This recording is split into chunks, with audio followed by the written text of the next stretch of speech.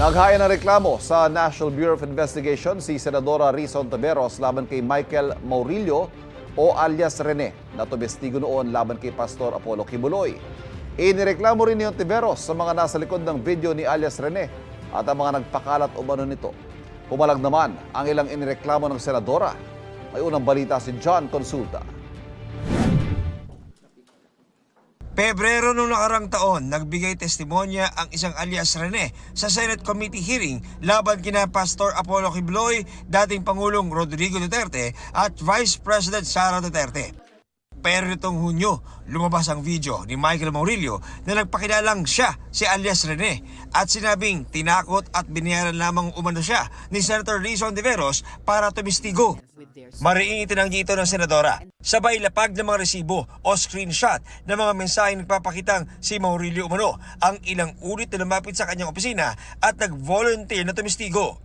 Inireklamo ni Ontiveros ng cyber libel si Maurilio sa NBI. Kasama rin sa sinampahan ng reklamo ang nagpost ng video na pagtanggol Valiente social media account. Pangunahing layunin ng reklamo, alamin sino o sino-sino ang nasa likod ng pag-produce ng video, dalawang video na ni Michael Maurilio. Dahil hanggang ngayon, wala pa rin umaamin. Sinabi dating ni Ontiveros na bago lumabas ang video, humingi sa kanya ng tulong si Maurilio dahil kinidnap umano siya. Nanalangin pa rin ako para sa kanyang kaligtasan. Sana matukoy kaagad ng PNP Davao kung nasan siya at mailigtas. Pero gayunpaman, kailangan na niyang magpaliwanag at managot kung bakit siya nagsisinungaling sa mga video na ito. Sa isa pang Facebook video, muli nagsalita si Maurilio at iginiit na hindi siya kinidnap ng Kingdom of Jesus Christ at hindi rin siya binayaran o pinilit na sabihin ang kanyang mga sinabi sa video.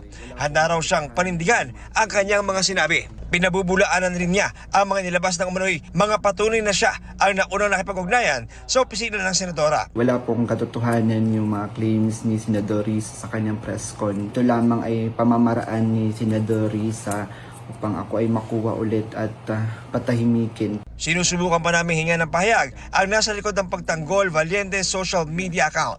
Inireklamo rin ni Ontiveros ang 13 taong anyay nagpakalat ng umano'y mapanirang video ni Maurilio. Para imbestigahan din sa pamamagitan ng reklamo ito, yung mga vlogger na pinamumudmod at dinadagdagan pa ang mga kasinungalingang nakalagay sa mga video ni Michael Maurilio. Hindi ako papayag sa ganitong mga pagsisinungaling, mga mapapanganib na pagsisinungaling, lalo na't ang tinarget ay hindi lang ako. Ang tinarget ay ang mga witnesses, ang tinarget pati mga staff ko, tinarget ang Senado mismo. Naglabas ng pahayag ang ilan sa mga sinampahan ng reklamo. Sabi nina Trixie Cruz Angeles at Ahmed Pagdinawan, hindi nila ipinakalat ang video ni Maurilio.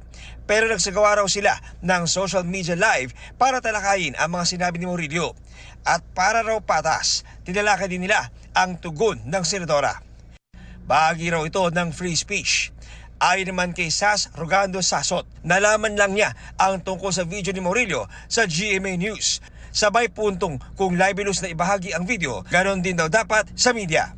Sabi ni Joy Cruz, dapat mag-focus ang Senadora sa pagsagot sa mga aligasyon ni Maurilio. Isa lamang daw siyang political observer at may karapatang magpahayag ng opinyon. Sinusubukan pa namin kunan ng pahayag ang iba pang mga sinampahan ng reklamo. Ito ang unang balita. John Consulta para sa GMA Integrated News.